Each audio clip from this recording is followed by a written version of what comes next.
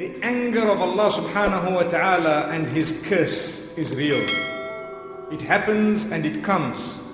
And Allah subhanahu wa ta'ala becomes angry.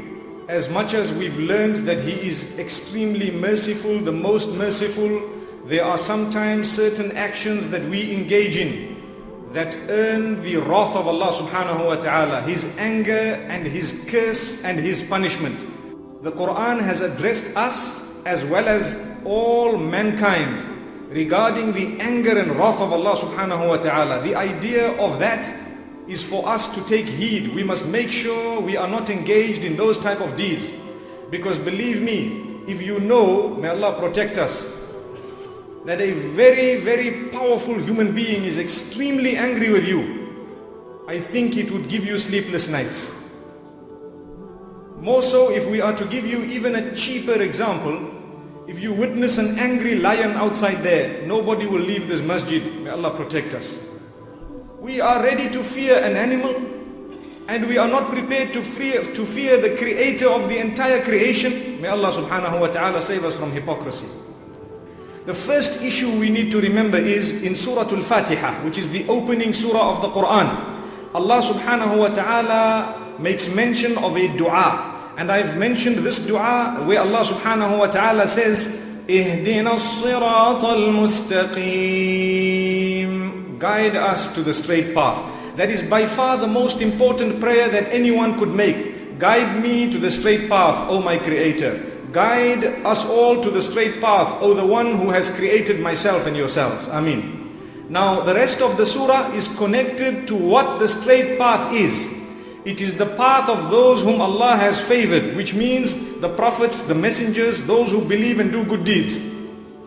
And we continue to say, Ya Allah, save us from those who have earned your anger and those who have gone astray.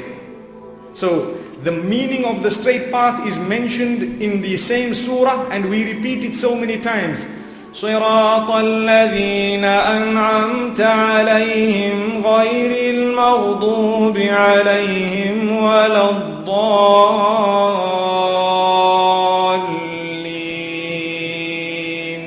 And we all find ourselves saying Ameen. We ask Allah to grant us that dua. Ya Allah, grant us the path of those whom you have favored, and do not grant us the path of those who have earned your anger. That shows already that Allah subhanahu wa ta'ala has anger, and we may sometimes be engaged in deeds that will earn or ask for the anger of Allah subhanahu wa ta'ala. What is referred to as the anger here?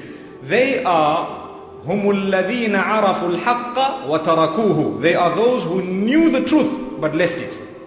That is who is being referred to by those who have earned the wrath of Allah subhanahu wa ta'ala.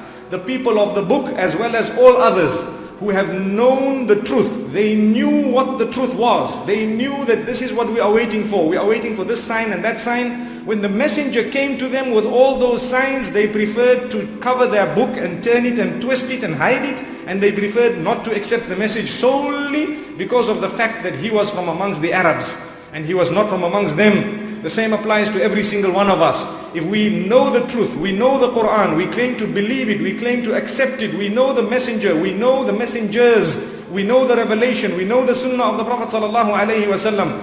If we then reject it and turn away from it, we will earn the wrath of Allah subhanahu wa ta'ala. And if Allah is angry with us, believe me, it spells doom for us. May Allah subhanahu wa ta'ala protect us.